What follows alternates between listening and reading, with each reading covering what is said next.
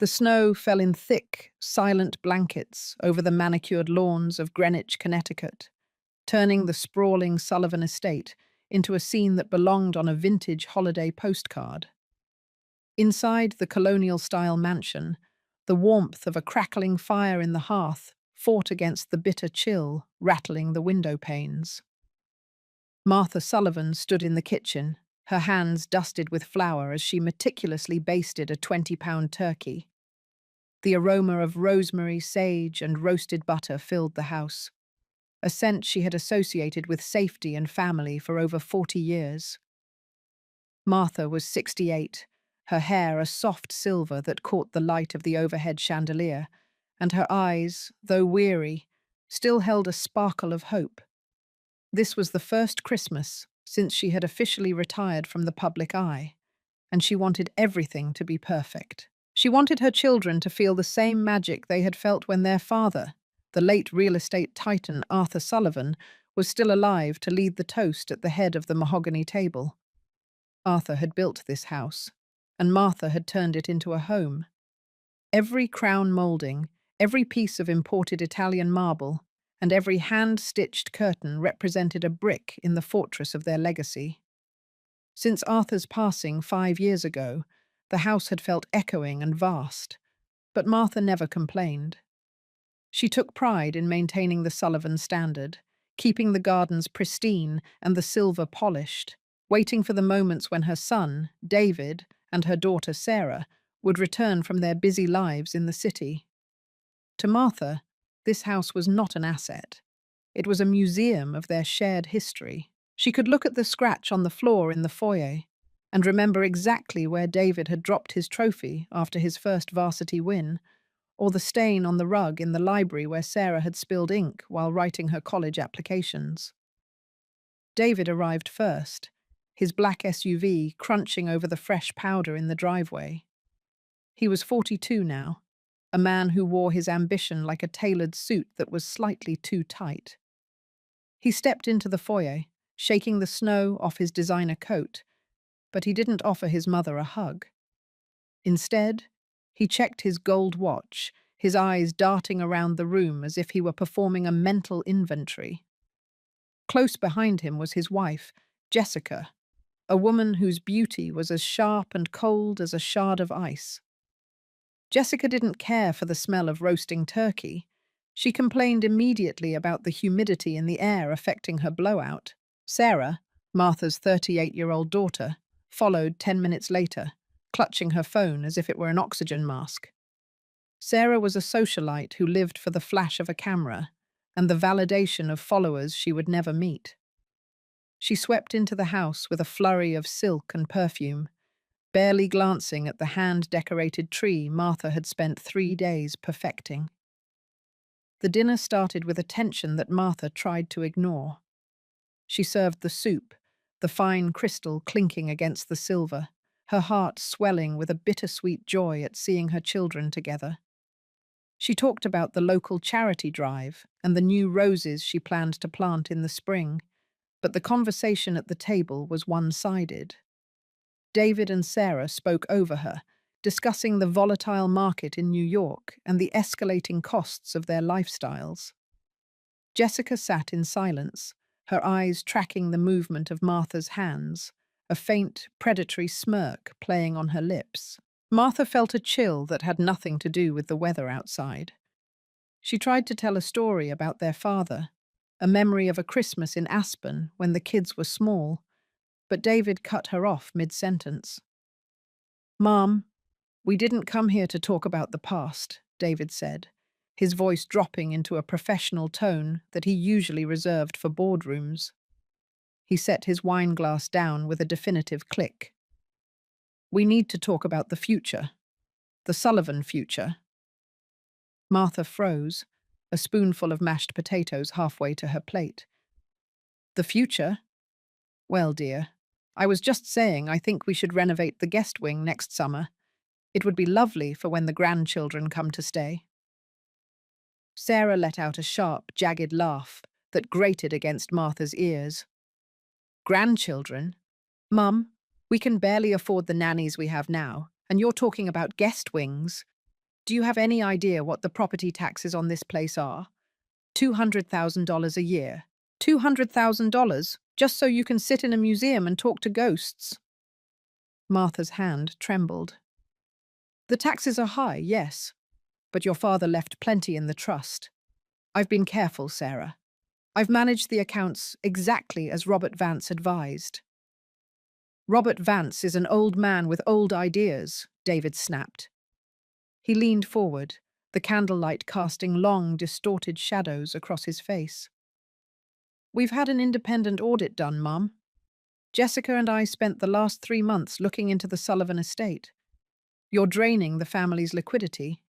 You're sitting on a gold mine while Sarah and I are out there in the real world, fighting to keep our heads above water.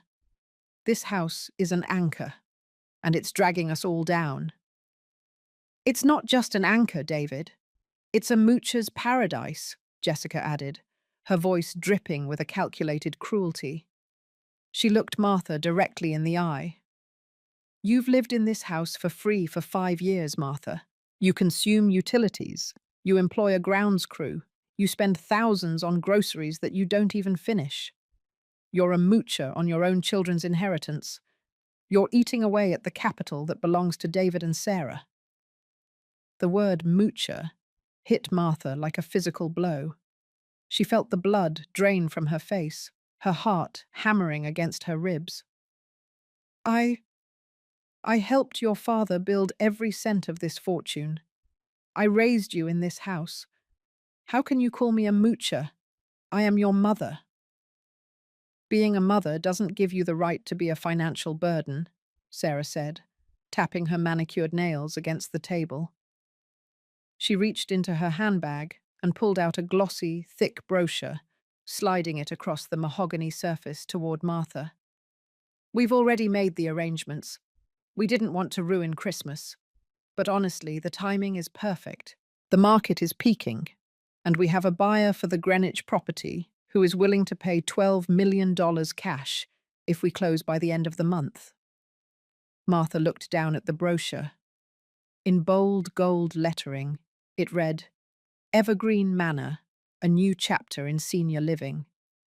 The images showed sterile rooms with beige walls and elderly people sitting in plastic chairs, staring blankly at a television.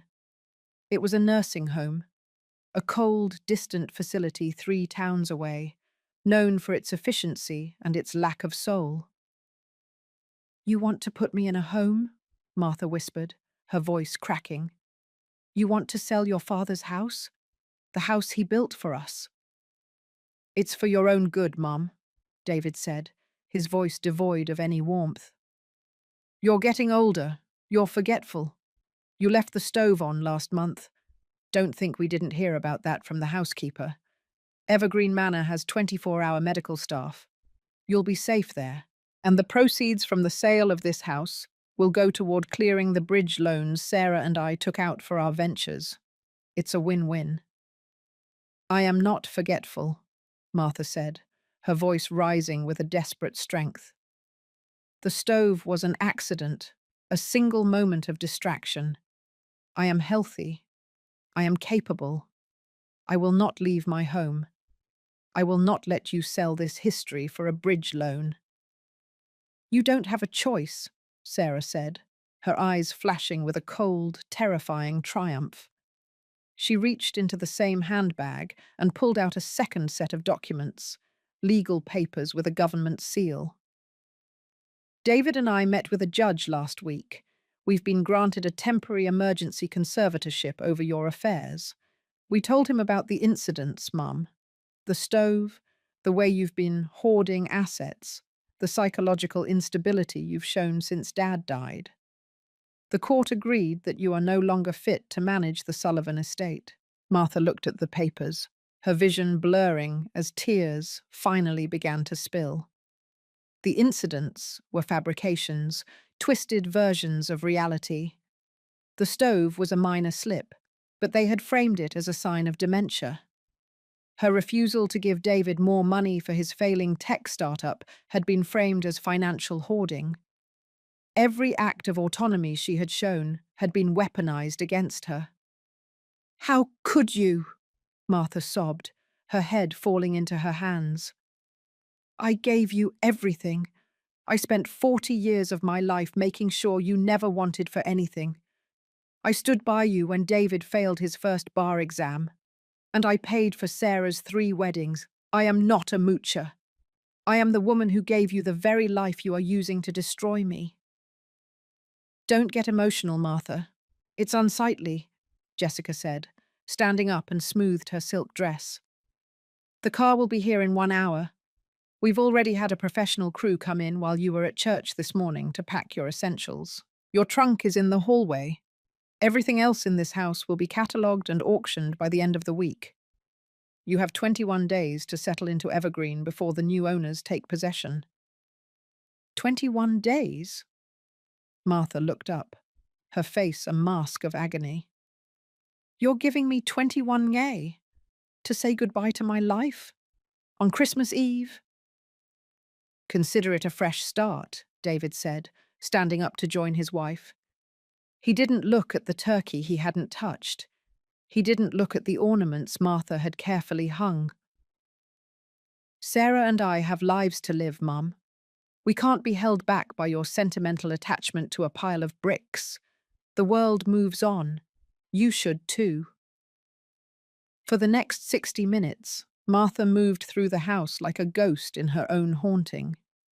She saw the empty spaces on the walls where her favourite paintings had already been taken down and wrapped in bubble wrap. She saw the heavy wooden trunk in the foyer, filled with a few changes of clothes, a couple of family photos, and her medication. The house felt cold now, the fire in the hearth dying down to embers that no one bothered to stoke. David and Sarah stood in the living room, drinking expensive scotch and laughing about a trip to the Hamptons they were planning with the sale money. They didn't even offer to help her with her coat. The sound of a car horn honking outside signaled the arrival of the taxi. It wasn't a limousine or a town car. It was a yellow cab, a stark and humiliating contrast to the luxury of the Greenwich driveway.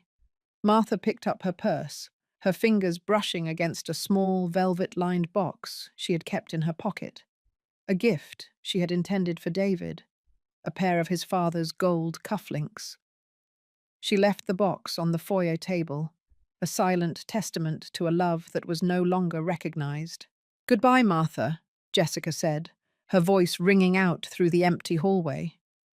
"Don't worry about the house. We'll make sure it goes to someone who actually appreciates its market value." David and Sarah didn't even say goodbye. They were already looking at blueprints on David's iPad, debating whether to tear down the rose garden to put in a lap pool for the resale value. Martha stepped out into the biting wind, her thin coat offering little protection against the Connecticut winter. She climbed into the back of the taxi, the vinyl seat cold against her legs. As the driver pulled away, she pressed her face against the window, watching the Sullivan mansion shrink into the distance. The lights she had carefully hung flickered one last time before a shadow passed over the window, David closing the heavy velvet drapes on her life. Martha sat in the back of the cab, the hum of the engine a low, mournful drone.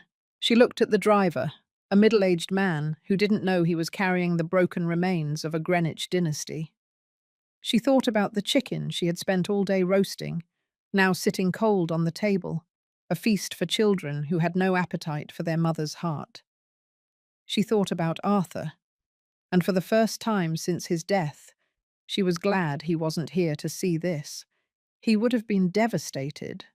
But Martha felt something else beginning to stir beneath the layers of her grief. It wasn't the warmth of the turkey or the glow of the fire. It was a cold, hard ember of realization. She had spent 40 years being the heart of the Sullivan family, but David and Sarah only cared about the pulse of the Sullivan bank account. They saw her as a moocher, an old woman who was eating their future. They wanted her in a home, tucked away where she wouldn't cost them a cent of their precious liquidity. They thought they had won because they had the papers and the gold watches and the youth. They thought 21 days was enough time to erase a woman like Martha Sullivan. But as the taxi turned onto the main road, heading toward the drab, beige gates of Evergreen Manor, Martha's hand went to the hidden pocket in her handbag.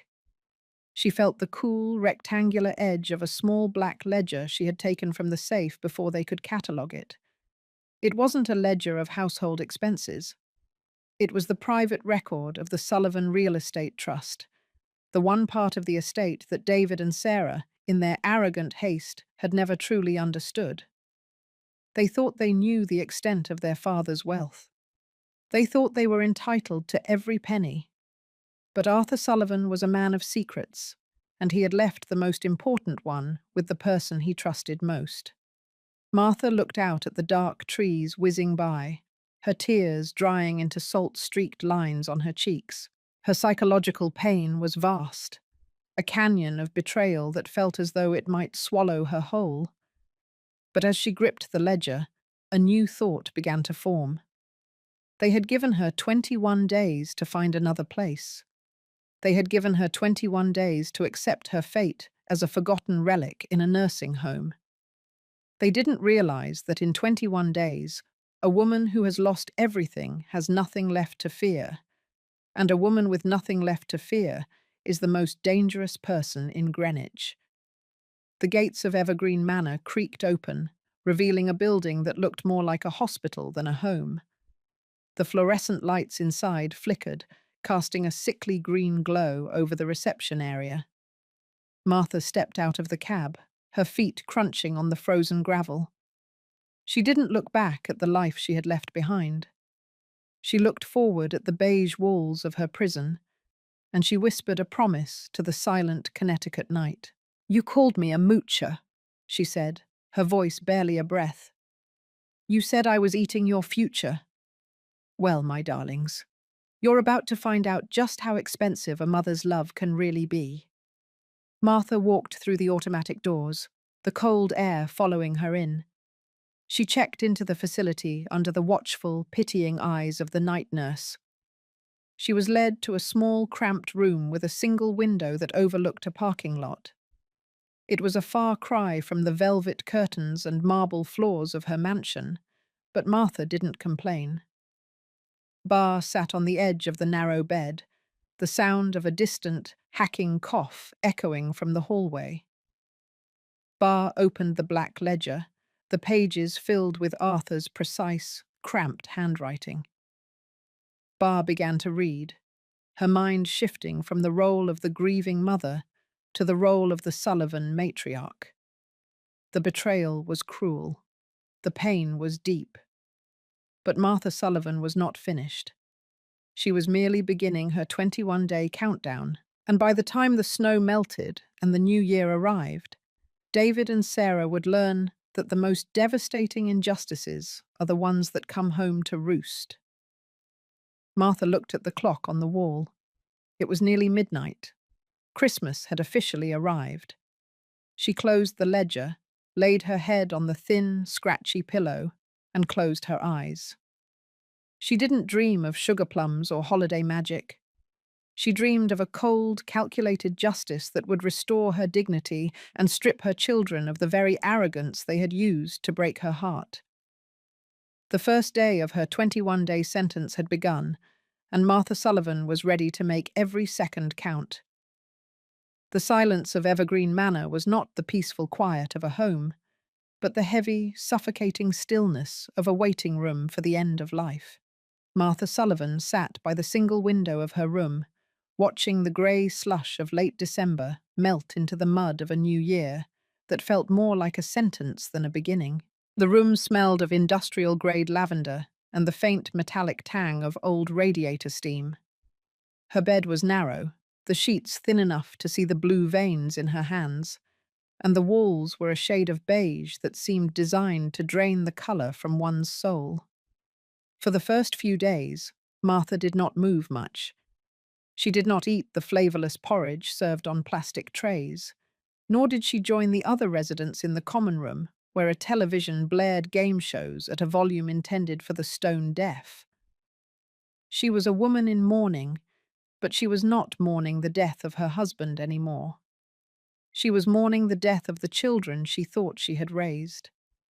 She spent hours staring at her reflection in the small, cracked mirror above the sink.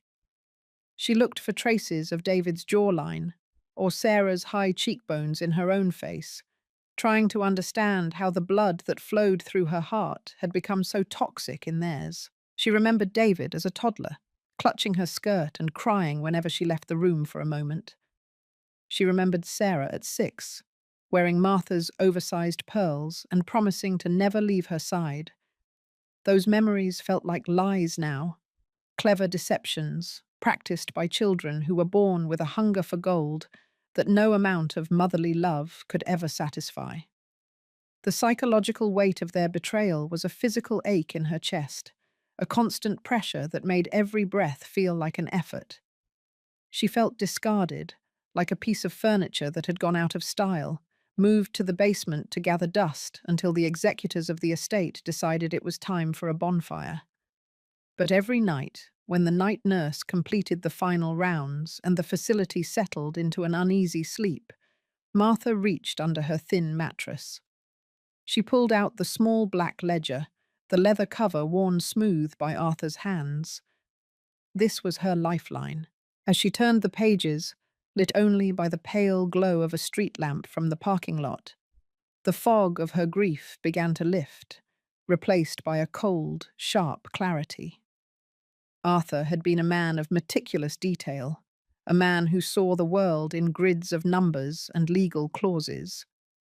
He had known that David was weak and that Sarah was vain. He had seen the way they looked at the Sullivan wealth as an entitlement rather than a responsibility. The ledger was his confession, a roadmap he had left for Martha in case the worst should happen. As she studied the entries, Martha realized the scale of the deceit. David and Sarah had been skimming from the secondary accounts for years. They had used shell companies and fake consulting fees to siphon off hundreds of thousands of dollars while Arthur was still alive, betting on the fact that their father was too preoccupied with his declining health to notice the leaks. But Arthur had noticed. He had documented every unauthorized wire transfer, every suspicious expense report, and every forged signature.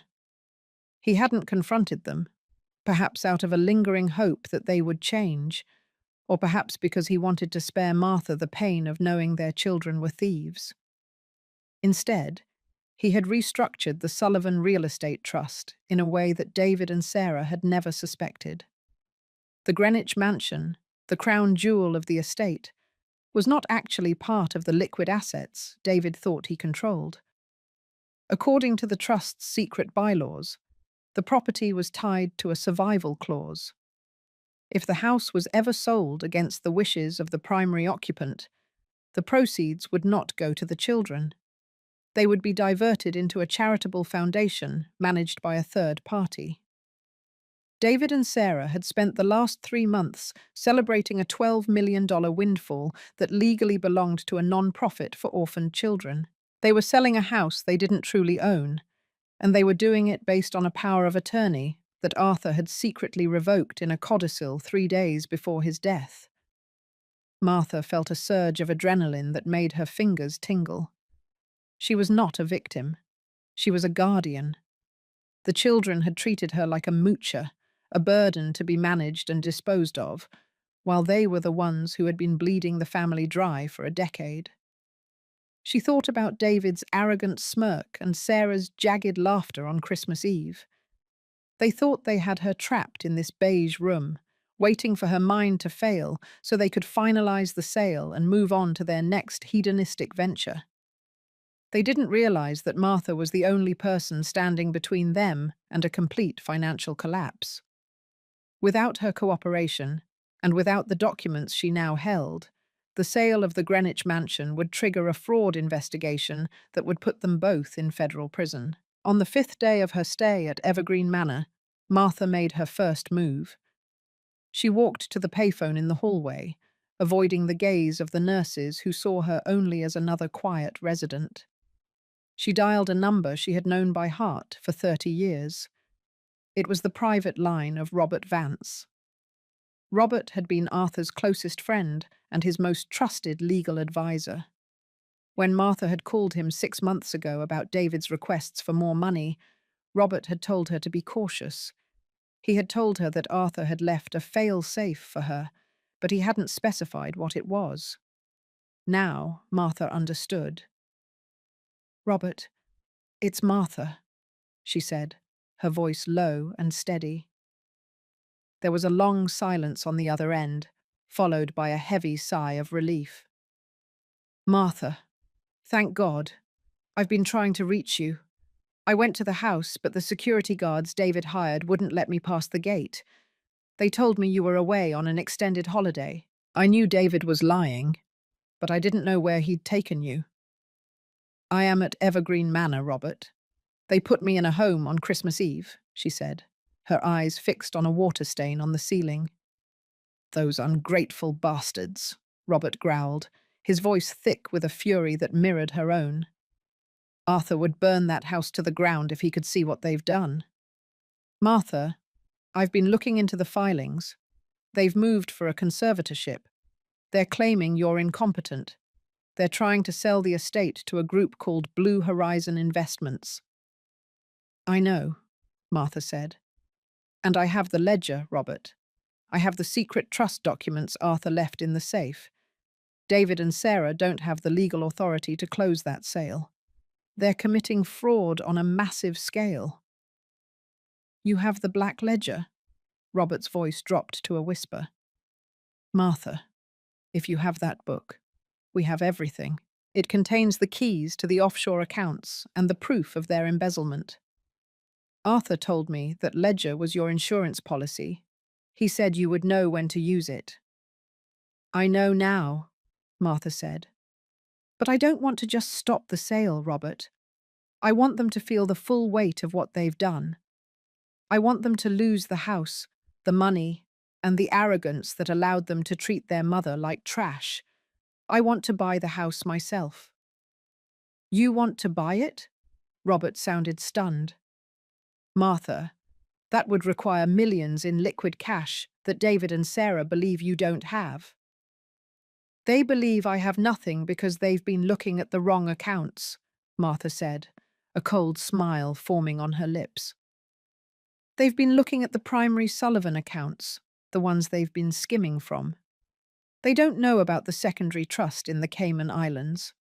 They don't know about the $12 million Arthur set aside specifically for my protection. I want to use that money to be the Nakdan buyer. I want to be Blue Horizon Investments." Robert let out a sharp, appreciative laugh. "Martha Sullivan, you are your husband's wife. You want to buy your own house from under them using the money they don't even know exists. It's brilliant. It's poetic justice. But we have to be careful. If they suspect it's you, they'll fight the sale out of pure spite." "They won't suspect me," Martha said. "They think I am broken. They think I am sitting in this room, crying over my turkey and waiting to die. I will play the part. I will be the incompetent, grieving mother until the very second the ink is dry on the closing documents. I need you to set up the shell company, Robert. Use a firm in New York. Make the offer through a proxy. Make it look like a corporate acquisition. They're so greedy for that cash that they won't ask questions. They'll be too busy planning their victory parties to look at the fine print." "I can do it," Robert said. "I'll have the paperwork drawn up by the end of the week. But Martha, you have to stay strong. They will likely come to visit you to get your signature on a few more documents to clear the title. You have to make them believe you've given up." "I've spent 40 years making them believe I would do anything for them," Martha said. "Making them believe I was just a mother who didn't understand the world. One more week of acting is a small price to pay for the look on their faces when they realize they've sold their inheritance to the person they tried to destroy." The following days were an exercise in silent, focused endurance.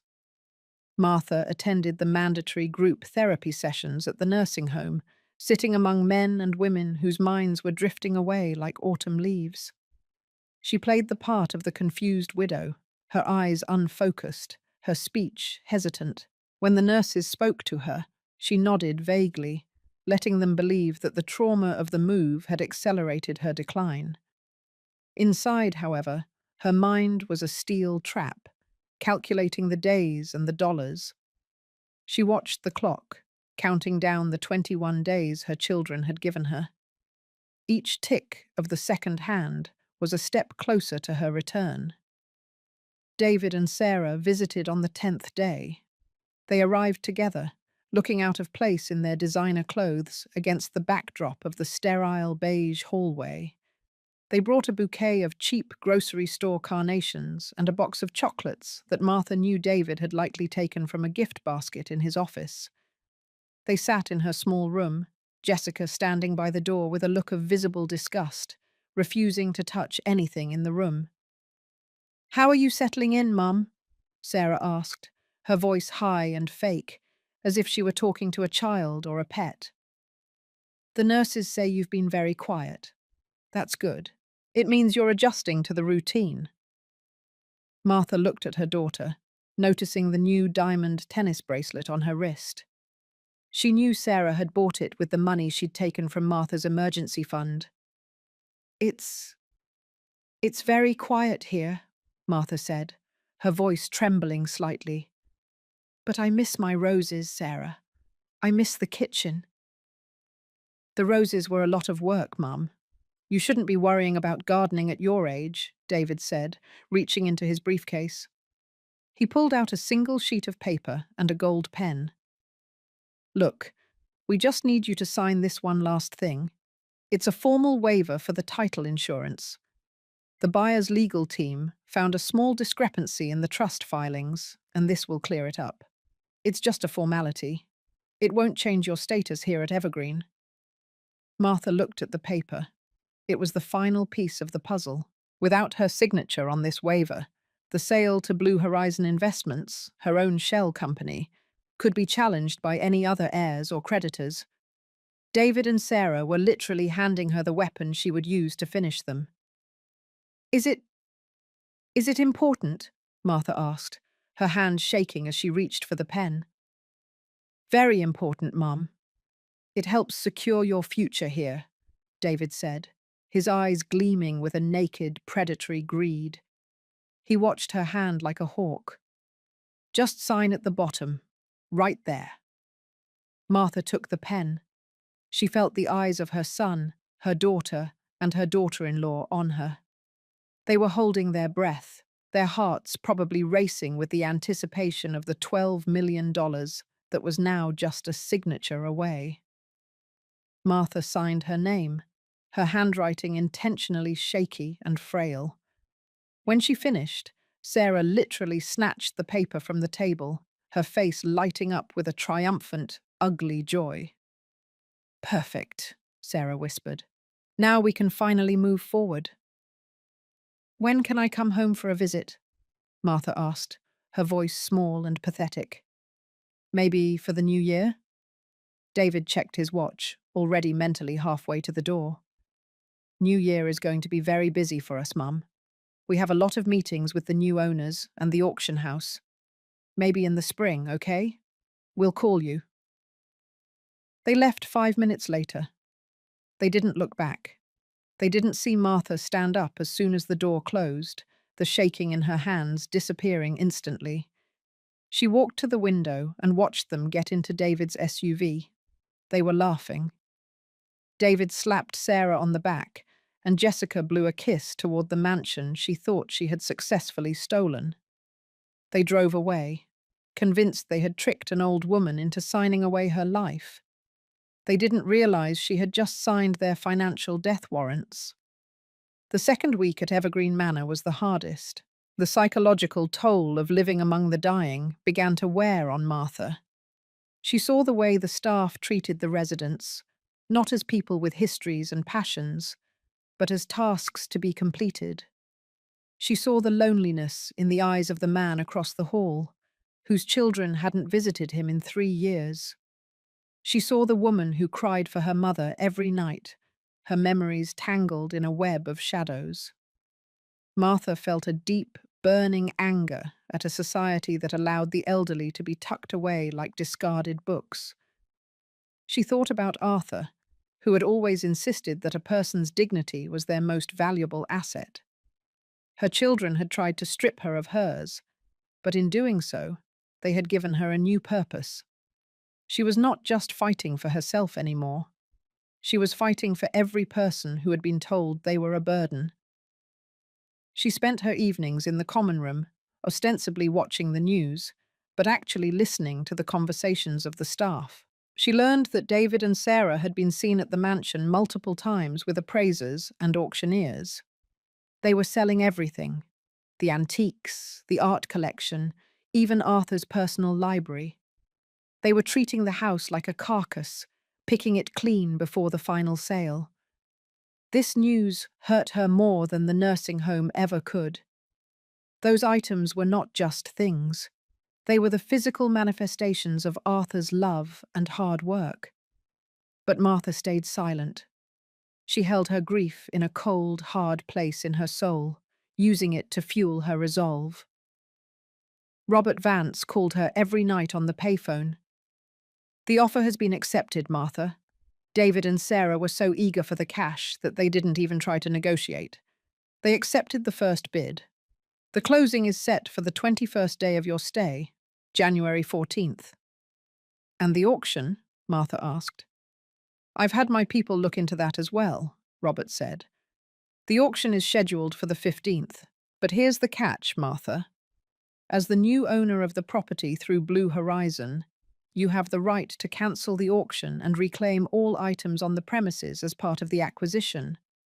The contract David signed includes all fixtures, furniture, and personal property currently in the mansion. He was so desperate to close the deal that he didn't exclude the contents." Martha felt a small, genuine laugh escape her throat. "He sold his father's library and my wedding china to me. He truly is a fool, Robert." "A fool blinded by greed," Robert agreed. "He thinks he's getting $12 million. He doesn't realize that under the trust's survival clause, the moment the house is sold, the money will be frozen and diverted to the Sullivan Foundation. He'll get nothing. And Sarah will get nothing. They'll be left with the debts they've accumulated and a mountain of legal fees." "I want them to be there for the closing," Martha said. "I want to see their faces when they realize who the Nak Dan buyer is." "They wouldn't miss it for the world," Robert said. "They've planned a party at the mansion for that evening, a New Beginnings gala to celebrate their wealth. They've invited half of New York society." "Then I will attend the party," Martha said. "I will be the guest of honor." As the 21st day approached, Martha felt a shift in the air. The snow in Greenwich began to melt, revealing the dormant, frozen earth beneath. She felt like that earth, quiet, cold, but ready to burst forth with a power that would change the landscape forever. She had spent 21 days in exile. She had lived in a room that smelled of bleach and despair. She had been called a moocher and a burden by the people she had brought into this world. The psychological trauma had left scars, but those scars were like armor now. She was no longer the woman who stood in the kitchen dusting turkey with flour. She was a Sullivan, and a Sullivan always protects the legacy. On the night of the 20th day, Martha packed her few belongings back into the heavy wooden trunk. She didn't have much, just the photos, the black ledger, and her dignity. She sat on the edge of the bed, the sound of the nursing home echoing around her. She thought about the 21 days. In the grand scheme of a 68-year life, 3 weeks was a heartbeat. But in those 3 weeks, her world had been destroyed and rebuilt. She had learned the true nature of her children, and she had discovered a strength she hadn't known she possessed. She had been pushed to the edge of the cliff, and instead of falling, she had learned how to fly. She looked at the small family photo she had kept on her nightstand. It was a picture from 20 years ago, taken in the rose garden. Arthur was laughing. David was a young man with a bright future, and Sarah was a beautiful girl with flowers in her hair. They looked like a perfect family. They looked like people who loved each other. Martha realized that the children in that photo were gone, replaced by the monsters who had put her in this room. The grief she felt for those lost children was real, but it was a quiet, distant thing now. She had moroned them, and now she was ready to face the reality of who they had become. The 21st day arrived with a pale, cold sun. Martha checked out of Evergreen Manor at 9 in the morning. The night nurse looked at her with surprise as Bar stood at the desk, dressed in a sharp, elegant wool coat that Robert Vance had delivered to her the night before. Martha's posture was straight, her gaze steady, and the confusion that had masked her face for 3 weeks was gone. "Are you leaving us, Mrs. Sullivan?" the nurse asked, her voice tinged with a genuine curiosity. "Did your son come to get you?" "No," Martha said, her voice clear and resonant. "I am going home, and I am taking my life back." She stepped out into the crisp morning air, where a black town car was waiting for her. Robert Vance stood by the open door, a wide, triumphant smile on his face. He looked at Martha and nodded, a silent acknowledgement of the battle they were about to win. "Everything is ready, Martha," Robert said as she climbed into the back seat. "The closing is at 2 o'clock. The gala is at 7. David and Sarah are already at the mansion, preparing the champagne." "Let them prepare," Martha said, leaning back against the leather seat. "The more expensive the champagne, the more bitter the taste will be when they realize they're drinking to their own downfall." The drive to Greenwich felt different this time. The trees were no longer a blur of dark shadows. They were landmarks on her way back to her kingdom. Martha looked at the black ledger on her lap, the leather cool beneath her fingers. She thought about the 21 days of isolation and the years of subtle gaslighting she had endured. She thought about the word moocher and the look of contempt on Jessica's face. She felt a calm, rational anger that was more powerful than any explosion of rage. She was going to restore the Sullivan name, and she was going to do it with the same meticulous attention to detail that Arthur had used to build it. They arrived at the mansion at 1:45. The Darban sign was still on the lawn, but someone had draped a red velvet ribbon over it in anticipation of the closing. The house looked magnificent in the winter light, its white pillars standing like sentinels against the grey sky.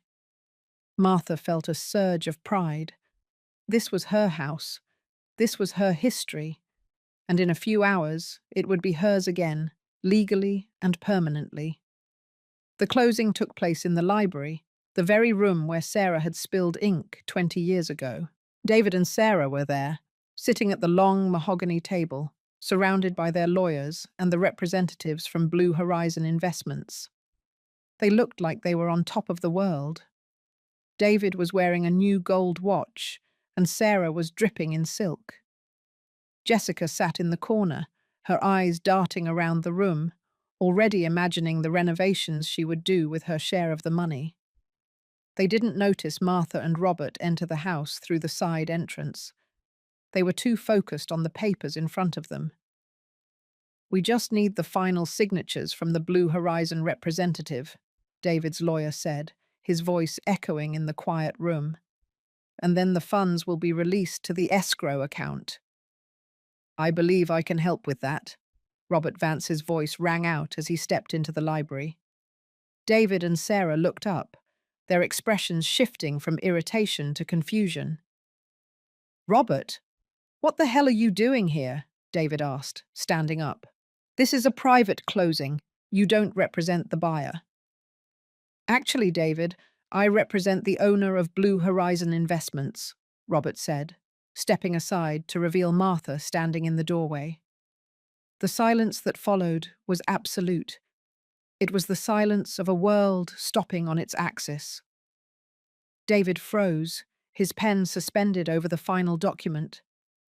Sarah's mouth opened, but no sound came out.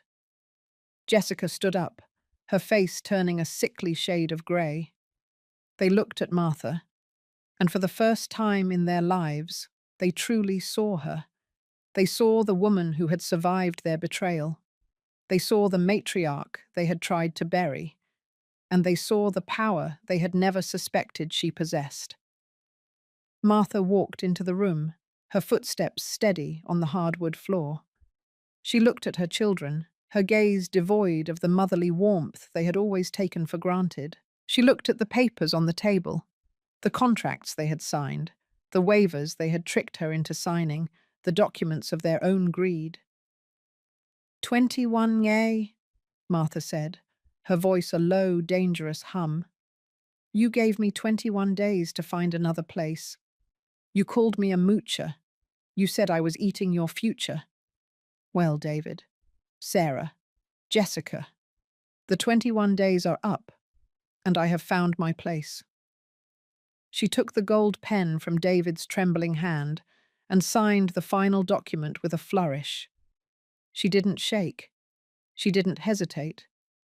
She signed as the owner of Blue Horizon Investments. She signed as the protector of the Sullivan Trust. She signed as the woman who was taking her house back. The closing is complete, Martha said, looking David directly in the eye. Blue Horizon Investments is now the legal owner of this property and all its contents. And as the owner, I have a few announcements to make. And the psychological trauma was still there, a shadow in the corner of her mind, but it was overshadowed by the brilliance of her triumph. She had turned their daggers into her own armor. She had used their greed to fuel her resurrection. The seed of revenge that had been planted in the cold, beige room at Evergreen Manor had grown into a forest of justice. And as the sun began to set over Greenwich, casting long shadows over the Sullivan estate, Martha Sullivan knew that the real gala was just beginning. She stood in her library, the smell of old books and leather familiar and sweet. She looked at her children, who were now just strangers in her house.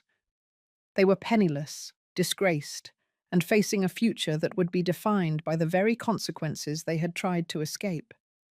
Martha Sullivan was no longer a moocher. She was the mistress of the mansion, and she was home.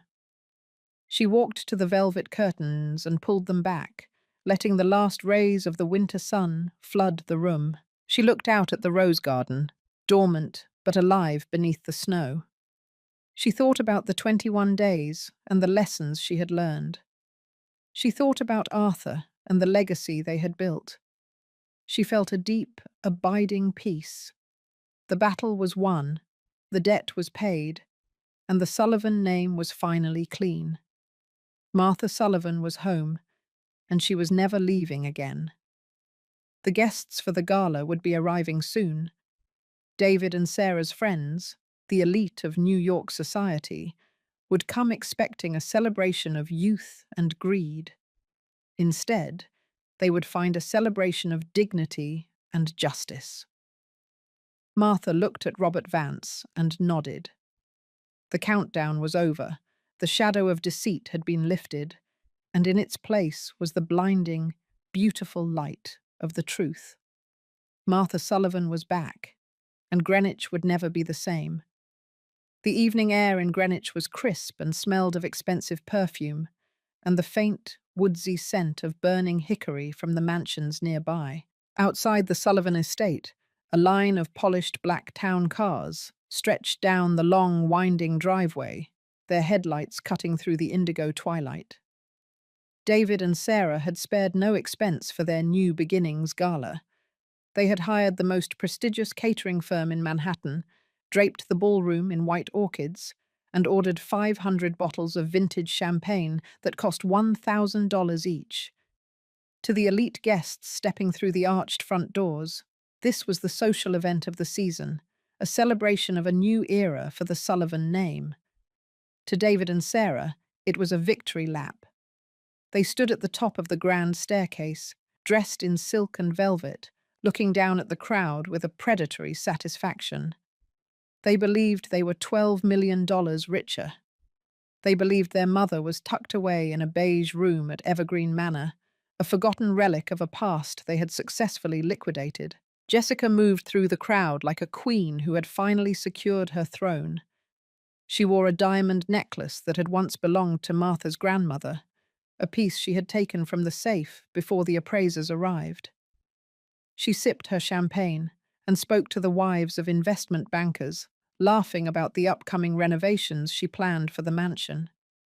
She spoke of marble infinity pools and glass-walled solariums, already erasing every trace of Martha's touch from the colonial walls.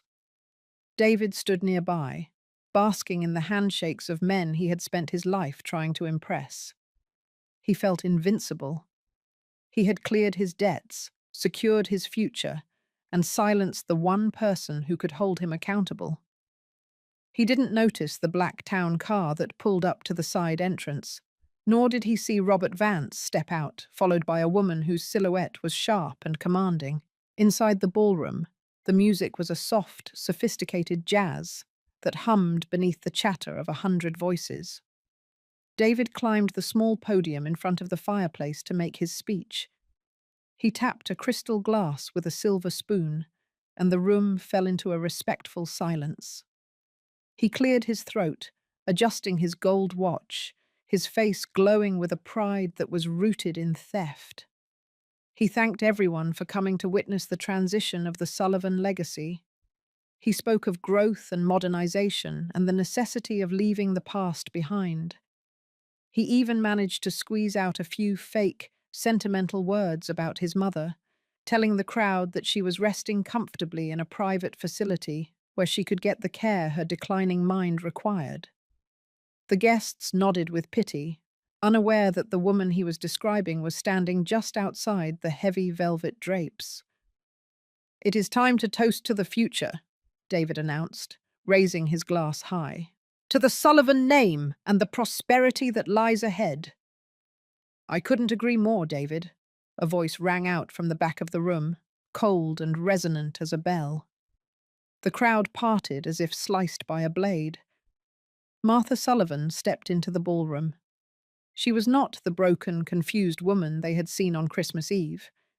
She was dressed in a floor-length gown of midnight blue silk, her silver hair styled in an elegant, modern sweep. Around her neck was the Sullivan emerald, a piece so valuable that David hadn't even known it existed in the secret compartment of the safe. Her eyes were sharp and clear, filled with a fire that made the guests catch their breath. Beside her stood Robert Vance, holding a leather briefcase that felt like a weapon. The silence that followed was so heavy it seemed to press against the walls. Jessica dropped her glass, the crystal shattering on the marble floor with a sound that felt like the first shot of a war. David's face turned a sickly shade of yellow. He stepped down from the podium, his legs trembling. "Mom, what are you doing here? You should be at Evergreen." "You're confused, Mom. The stress of the sale must have triggered an episode." "The only episode I'm experiencing, David, is a sudden and refreshing clarity," Martha said, her voice carrying to every corner of the room.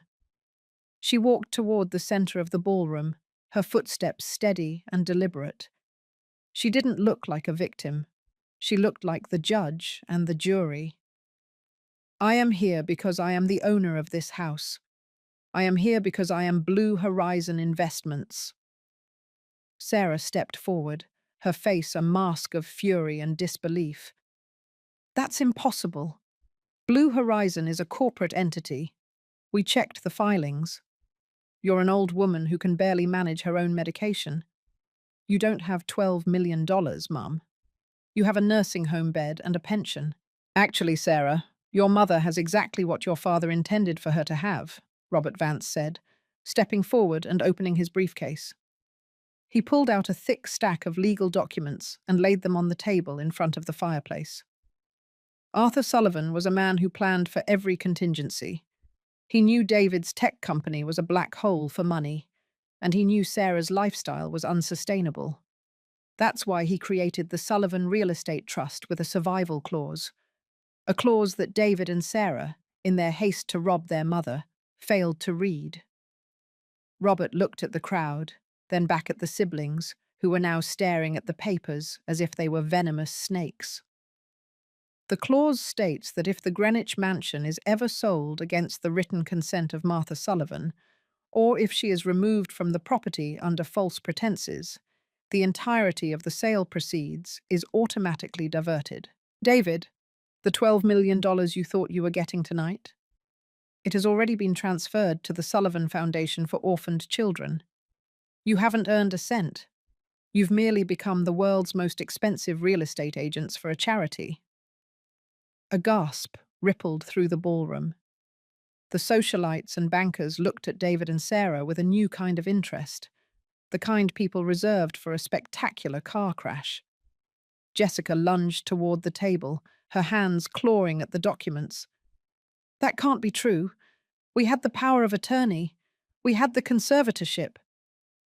The power of attorney was revoked 3 days before Arthur died, Jessica, Martha said, her voice like ice. I have the codicil. And as for the conservatorship, it was granted based on the incidents you fabricated. Robert and I have spent the last 21 days gathering affidavits from the house staff and the independent doctors who examined me at Evergreen. We have the recordings of you discussing the stove incident as a way to trick the judge. The conservatorship was vacated by a court order 3 hours ago. You are not my guardians. You are just trespassers in my home. David grabbed the edge of the fireplace, his knuckles white. Mum, please. We were just trying to protect the family assets. We were worried about you. You weren't worried about me, David. You were worried about your liquidity, Martha said. She reached into her handbag and pulled out the small black ledger. You should have looked for this before you packed my trunk. Your father kept a very detailed record of the $300,000 you siphoned from the secondary accounts over the last 3 years. He recorded every shell company, every fake invoice, and every forged signature. I have the bank trails, David. I have the proof of embezzlement that would put you in a federal prison for 20 years. She turned her gaze to Sarah, whose diamond bracelet seemed to dull under Martha's stare. And I have the records of the $400,000 Sarah took from the trust to pay off her credit cards and her divorce lawyers. You didn't just try to sell my house. You've been robbing your father's legacy for years while calling me a burden. You called me a moocher, Jessica. But look around this room. Look at the flowers and the champagne and the silk. Everything here was bought with stolen money. You are the moochers. You are the ones who have been eating the future while I kept the lights on. The guests were now whispering loudly, their cameras out, capturing the humiliation of the Sullivan heirs. Sarah began to sob, a jagged, ugly sound that lacked any real remorse. Jessica looked at David, but found only a man who was hollow and defeated. David looked at Martha, and for the first time in his life, he saw the person who had actually held the family together. He saw the strength he had mistaken for weakness, and the intelligence he had mistaken for obsolescence. The closing of the sale to Blue Horizon is final, Martha announced, her voice rising in power. I am the legal owner of this house and everything in it. And as the owner, I find this party to be in poor taste. Robert, please call the security team. Within minutes, the same security guards David had hired to keep Martha out were now escorting the guests to the door. The ballroom emptied with a frantic, embarrassed speed, the white orchids and vintage champagne left behind like the debris of a shipwreck. Only David, Sarah, and Jessica remained, standing in the middle of the vast, echoing room. What now, Mum? David whispered, his voice small and broken. What are you going to do to us? I am going to do exactly what you did to me, Martha said. She gestured to the hallway where their luggage had already been placed by Robert's team. You have 1 hour to pack whatever you brought with you tonight. You will leave this house, and you will not return. Your accounts are frozen. Your credit cards have been cancelled. The cars you drove here are registered to the trust, and the keys are already on my desk. You are leaving exactly as you tried to send me to Evergreen, with nothing but a trunk and a memory of a life you didn't earn. You can't do this, Martha. We're family, Jessica shrieked, her face twisted in a mask of desperation. Family is a bond of trust, Jessica. You broke that bond on Christmas Eve, Martha said. You said I was a financial burden. Well, now you are your own burden. David, Sarah, I gave you 40 years of my life. I gave you every opportunity and every cent I could spare. You chose to trade that love for $12 million that isn't yours. Go live the lives you've built for yourselves. Go see what the real world looks like without a moocher to pay your bills. Martha stood by this grand staircase as her children dragged their suitcases out of the front door. David didn't look at her. Sarah wouldn't stop crying. Jessica was already on her phone, likely trying to find a friend who would take her in. But Martha knew that in Greenwich, people like the Sullivans didn't have friends once the money was gone. They stepped out into the cold January night, the heavy mahogany door clicking shut behind them with a finality that felt like a heartbeat. The house was silent again. Martha stood in the foyer, the emerald around her neck glowing in the dim light. She looked at the scratch on the floor and the stain on the rug. She looked at the portraits of her children that she would soon move to the attic. She felt a deep, profound sadness, but she also felt a peace that was solid and unshakable. She had taken her house back, but more importantly, she had taken her dignity back. She was no longer the woman who lived for the validation of children who didn't love her. She was Martha Sullivan, a woman who had survived the fire and come out as gold. She walked into the kitchen and poured herself a glass of water. She thought about the turkey and the rosemary and the sage. She thought about Evergreen Manor and the 21 days of isolation. She realized that the betrayal had been a gift, a terrible and necessary surgery that had removed the rot from her life. She was alone, but she was not lonely.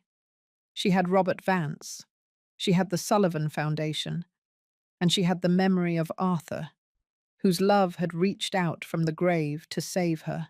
As the first light of dawn began to touch the Greenwich skyline, Martha Sullivan walked out onto the terrace. She looked at the snow melting on the rose garden, the earth beneath it waiting for the spring. She thought about the people she would help with the $12 million, the children who would have a future because her own children had been so greedy. She felt a quiet, powerful joy. The Sullivan legacy was no longer about marble floors and gold watches. It was about justice. It was about character. It was about a mother who refused to be forgotten. Martha closed her eyes and took a deep breath of the cold, clean air. She was home.